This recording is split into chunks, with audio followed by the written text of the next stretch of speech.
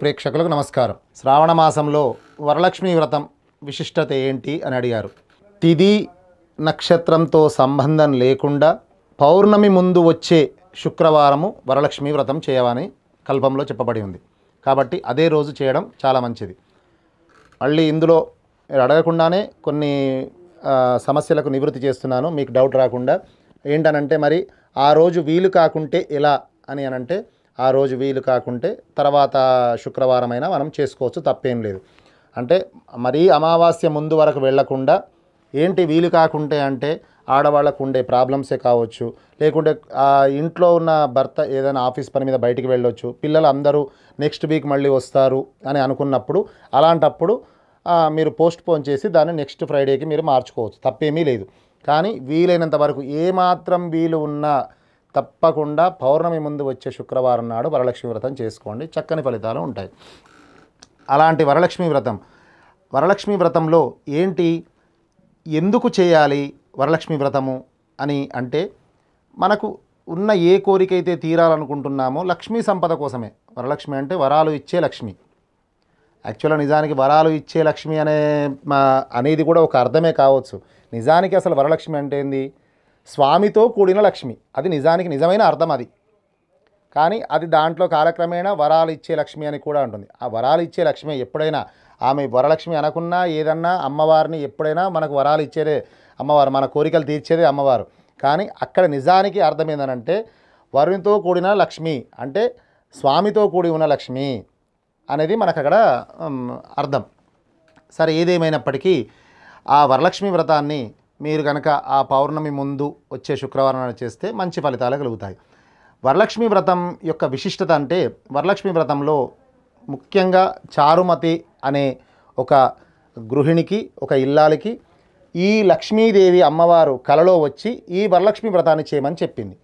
ఇక్కడ మీకు ఒక డౌట్ రావచ్చు, ఇంతమంది ఉండగా చారుమతిని ఎందుకు ఎంచుకుంది అని అంటే, చారుమతికి ఉన్న లక్షణాలు ఎవరికైతే ఉంటాయో వారికే ఈ లక్ష్మీ అమ్మవారు లక్ష్మీ కటాక్షం సిద్ధిస్తుంది. ఇది ఓపెన్. ఇది మీరు చేసే పూజతోని కాదు, గుర్తుపెట్టుకోండి. మీరు చేసే పూజ వలన మాత్రం ఫలితం లక్ష్మీ కటాక్షం మీకు దక్కదు. లక్ష్మీ కటాక్షం దక్కాలి అనంటే, లక్ష్మీ వైభవం మీకు కలగాలి అనంటే చారుమతికి ఏ లక్షణాలు ఉన్నాయో ఆ లక్షణాలు మీలో ఉన్నాయి. అసలు రహస్యం ఇది, సీక్రెట్ ఇది. ఏదో మనం కథ చదువుకుంటూ, చారుమతి గురించి చదువుకుంటూ అలా చదువుకుంటూ వెళ్ళిపోతున్నాం, కానీ ఆ కథ చదివినాము, నైవేద్యం పెట్టాము, అయిపోయిందని కాదు. ఆ చారుమతి యొక్క లక్షణాలు కనుక మనకు ఉంటే తప్పకుండా, ఆ గృహిణికి, ఆ ఇల్లాలకు ఉంటే తప్పకుండా ఆ గృహము, ఆ ఇల్లు, వాళ్ళు అందరు కుటుంబీకులు అందరూ కూడా సుఖ సంతోషాలతో లక్ష్మీ కటాక్షంతో విరాజిల్లుతారు. అంటే ఎంత అందమైన మంచి పేరు చూడండి, చారుమతి పేరు కూడా చాలా అందంగా ఉంటుంది. చారుమతి అని అంటే మంచి బుద్ధి కలది అని అర్థం అందులోనే ఉంది. ఆ పేరులోనే ఆ అర్థం ఉంది. ఆ అర్థం ఏ విధంగా ఉందో ఆమె ప్రవర్తన కూడా అదే విధంగా ఉంది. కాబట్టి అమ్మవారు ఎవ్వరికి రాకుండా ఆమె కలలో వచ్చారు. అంటే చూడండి, ఇక్కడ ఏం చెప్తున్నానంటే, ఫర్ ఎగ్జాంపుల్ మన ఇంటికి ఒక అతిథి వచ్చాడు. అతిథి రాగానే మనం ఏం చేస్తాము? మనం వారికి భోజనము వడ్డించడము ఇవి చేస్తాం. అంటే మంచి మంచి కూరగాయలు వండి, వారికి కావలసిన అన్ని మంచి పదార్థాలు శుచిగా శుభ్రతగా వండి అతనికి మనము భోజనము పెడతాం. ఆ భోజనం అతను తిన్న తర్వాత అతను హాయిగా ఒక కుర్చీలో రిలాక్స్గా కూర్చొని చాలా తృప్తిగా ఉంది అనే ముఖంలో మనం ఆ భావన చూస్తాం, చూసారా? ఆ భావన చూసి అతనితో అంటాడు, చాలా తృప్తిగా ఉందండి, మంచిగా ఉంది, సంతోషంగా ఉన్నాను అంటాడు. అంటే ఈ తిన్న అతని మన ఇంటి యజమాని, ఆ ఇంటి యజమాని యొక్క గౌరవాన్ని పెంచాడు.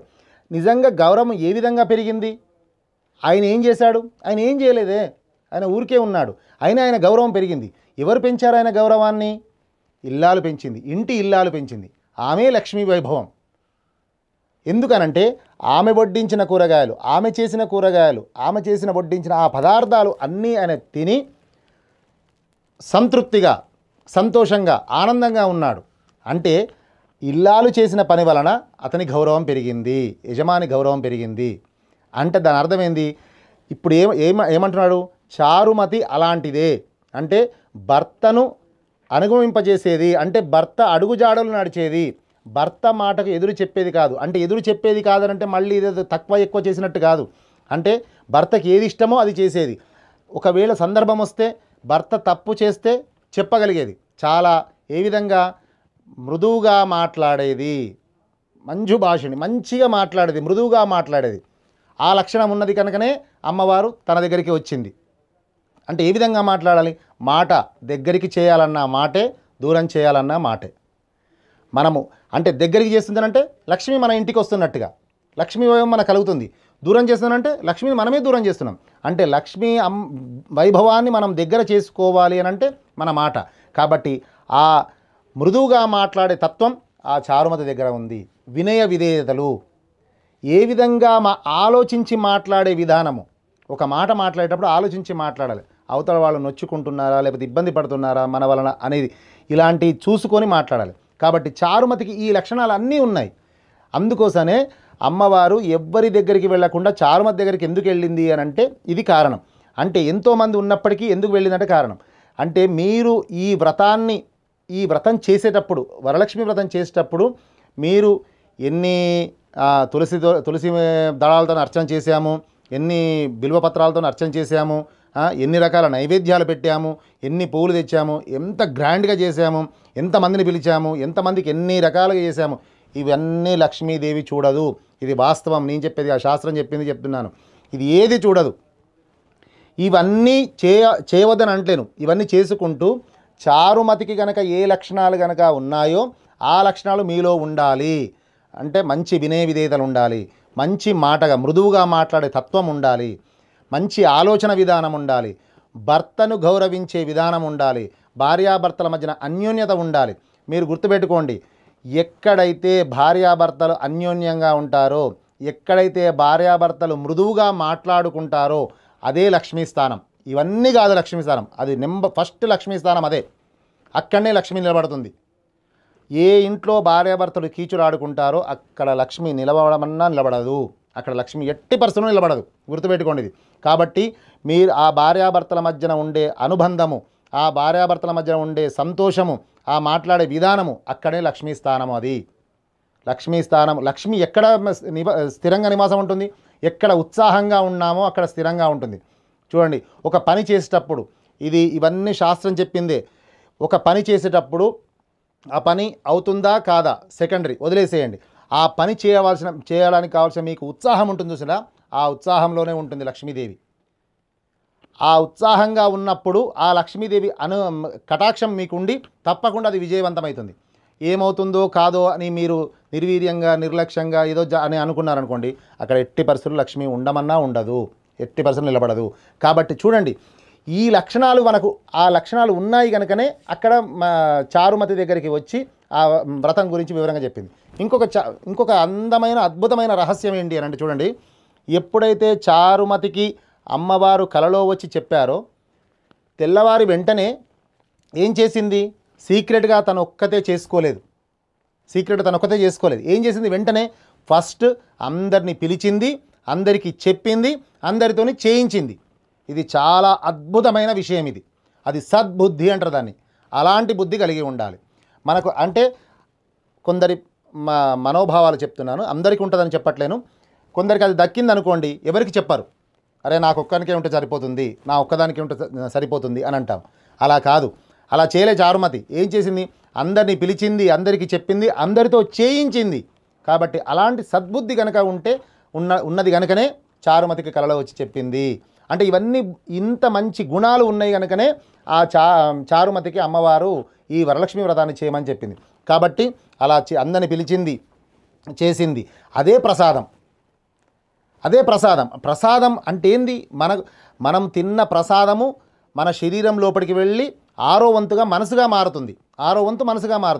ఆ మనసు మారినప్పుడు చేయవలసిన కార్యము విజయవంతమవుతుంది. అంటే ఒక కార్యం చేయడానికి మనకు ఒక ఉత్సాహం వస్తుంది, ఒక లక్ష్మీ కటాక్షం వస్తుంది, మనకు ఆ లక్ష్మి యొక్క అనుగ్రహం వస్తుంది, వచ్చి ఆ కార్యము విజయవంతమవుతుంది. కాబట్టి ఆ ప్రసాదము అంటే ఏదో మనము తినే ప్రసాదము కాదు. చూసిందా, ఆ విషయాన్ని అందరికీ చెప్పడమే ప్రసాదం. అందరికీ పంచింది ఈ విషయాన్ని అమ్మవారి యొక్క అనుగ్రహాన్ని అందరికీ పంచింది, అది ప్రసాదం. ఆ ప్రసాదాన్ని అందరూ తీసుకున్నారు, అంటే అందరూ వచ్చారు, చేశారు అద్భుతంగా మంచిగా, అందరూ కూడా లక్ష్మీ కటాక్షానికి నోచుకున్నారు.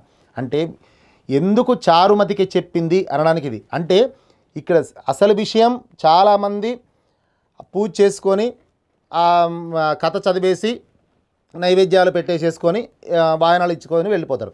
కానీ అసలు సీక్రెట్ ఏంటిది, వ్రతం యొక్క అసలు యొక్క ముఖ్య ఉద్దేశం ఏంటనంటే చారుమతికి ఉన్న లక్షణాలు ఏంటి, మళ్ళొకసారి చెప్తున్నాను. సద్బుద్ధి ఉండాలి, మంచి వినయ విధేయత ఉండాలి, మంచిగా మాట్లాడే తత్వం ఉండాలి, మంచి ఆలోచన ఉండాలి, అన్నిటికన్నా ముఖ్యంగా కుటుంబాన్ని గౌరవించే గుణం ఉండాలి.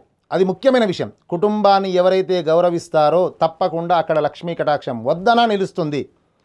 అన్నీ చేసి అన్ని పూజలు చేసి ఎవరైతే కుటుంబాన్ని గౌరవించరో ఉండమన్నా ఉండదు. ఇది గుర్తుపెట్టుకోండి, ఇదే రహస్యం. ఈ విధంగా మీరు ఆ చారుమతి ఏ విధంగా చేసిందో అలా మంచి వరలక్ష్మి వ్రతాన్ని చేయండి, మంచి ఫలితాలు పొందండి. సర్వే జనాః సుఖినో భవంతు.